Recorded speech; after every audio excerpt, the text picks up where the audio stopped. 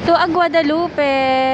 Ito ang lagay ng Guadalupe. Southbound, maganda ang flow. Pero sa northbound, grabe, sobrang traffic. Hindi na moving, oh.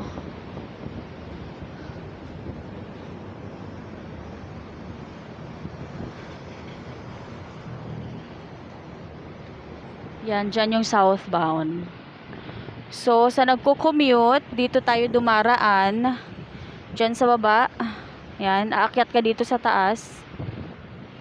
Yan, papunta dito sa MRT. Yan, MRT Station of Guadalupe.